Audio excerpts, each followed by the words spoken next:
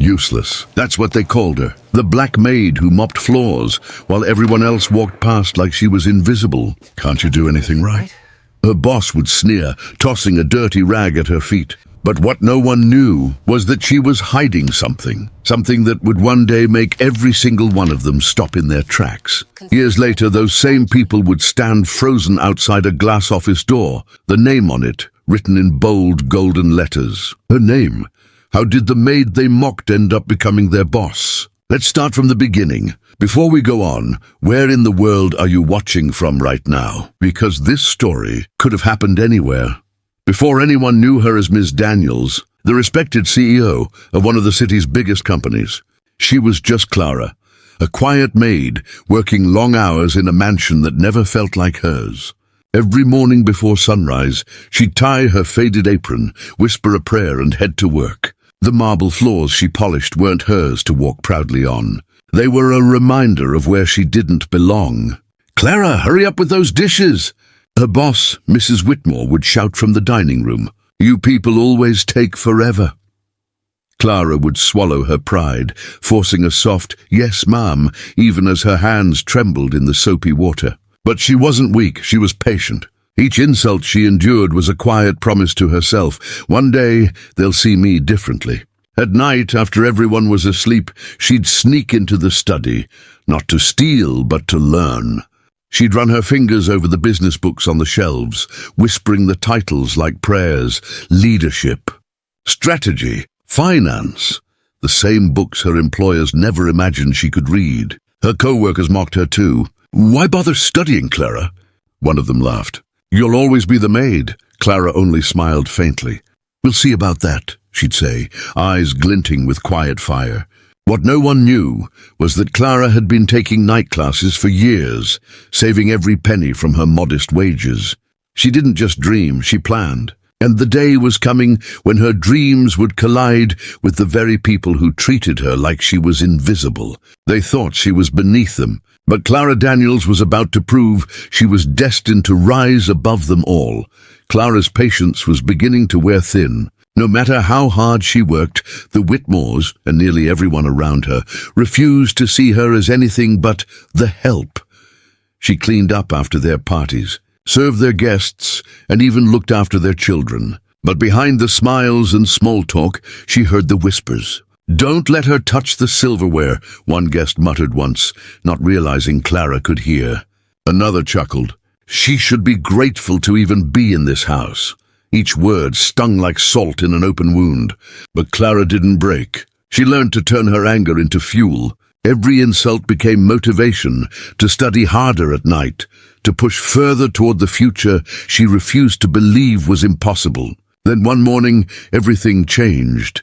Mrs. Whitmore burst into the kitchen, her heels clicking like gunshots against the marble floor. "Clara, did you spill coffee on Mr. Whitmore's papers?" Clara froze. "No, ma'am, Don't you dare talk back to me." "You people always have excuses."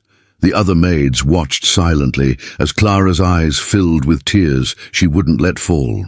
"I didn't do it," she whispered. Mrs. Whitmore's voice rose. "You're lucky we even let you in this house. You're replaceable, Clara. Remember that." That night, Clara went home and sat in the dark, the city lights flickering outside her window. Her reflection in the cracked mirror looked tired, but determined. She whispered to herself, "Replaceable. We'll see." She doubled down on her studies. She started a small cleaning business on weekends, hiring women like her who had been overlooked and underpaid. Bit by bit, she gained clients. First 1, then 5, then 20.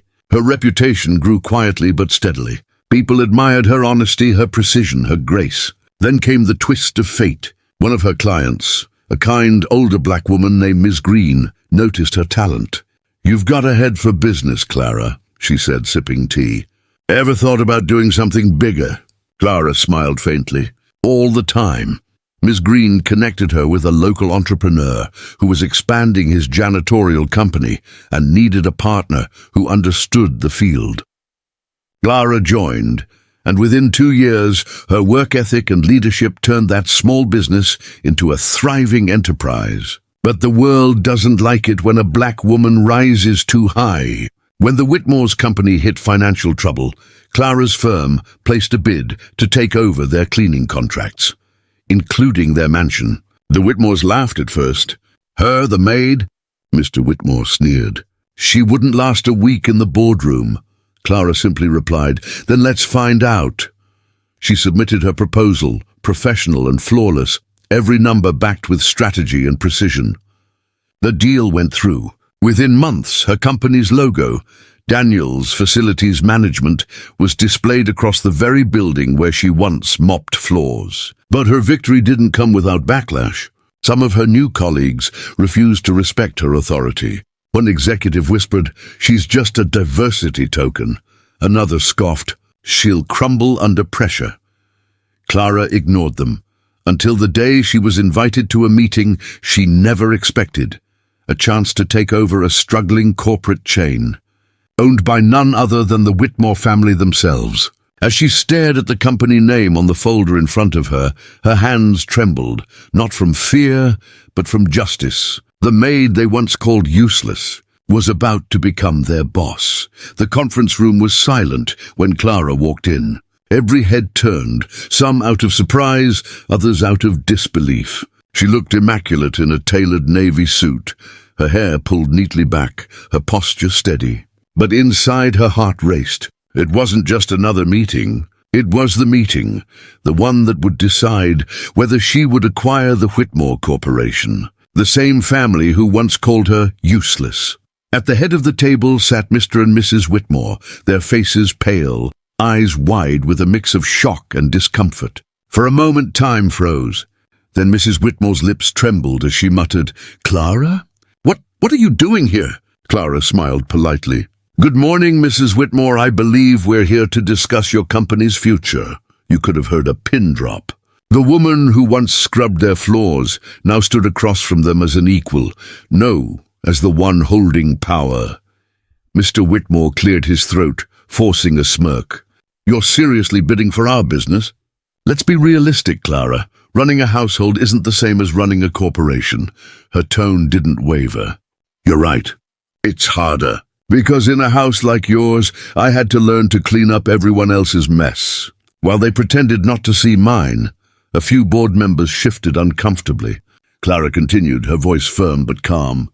You see, I built my company from nothing. No family wealth, no investors, just hard work, the kind you never respected. But today, you'll sign this deal because you need my help to keep your business alive. Mrs. Whitmore's eyes glistened. You're really going to take everything from us? Clara paused, then leaned forward. No, ma'am. I'm going to give you a second chance, something you never gave me. Silence filled the room again, heavy and electric. Then slowly, Mr. Whitmore picked up the pen. The scratching sound of his signature was the loudest noise in the world. As Clara walked out, her heels echoed through the hallway, the same rhythm that once followed her when she carried trays and mops. Only this time every step declared victory. And yet, she wasn't done. The world still needed to see what true equality looked like. Months after the takeover, Clara's name was everywhere. Magazines, business journals, interviews. The same people who once ignored her now wanted to learn from her. But Clara didn't bask in revenge. She built something greater, a company where dignity mattered more than titles. One afternoon, she visited the Whitmore mansion for the first time since that fateful day. The same marble floors gleamed beneath her heels, but this time she walked with her head high. A young maid opened the door, nervous, eyes downcast. Clara smiled gently. You don't have to look down, she said softly. You belong here too. That small moment meant everything, because Clara knew the fight wasn't just hers. It was for every black woman who'd ever been told she wasn't good enough. Every worker who was underestimated, every voice that was silenced. In a quiet corner of her new office, the same one that once bore the Whitmore name, she hung a framed photograph of her old cleaning crew. Never forget where you started, she'd whisper to herself every morning before work. One day a reporter asked her, Clara, how does it feel to sit where they once stood? She smiled, thinking of all the nights she spent studying under dim light, of every insult she turned into motivation. It's not about sitting where they sat, she said. It's about making sure no one else has to start where I did, just to be seen. Her stories spread far beyond the city. Schools, companies, and young dreamers everywhere began to see her as proof that resilience could rewrite destiny, and that racism, no matter how powerful, couldn't silence determination. Clara Daniels' rise wasn't just a victory, it was a message that dignity cannot be mopped away, that hard work doesn't care what color your hands are, and that the next time you see someone cleaning the floors, maybe, just maybe, you're looking at the next CEO. So tell me, what would you have done if you were in Clara's place? Comment your thoughts below, and don't forget to like, share, and subscribe, because stories like this, they deserve to be heard.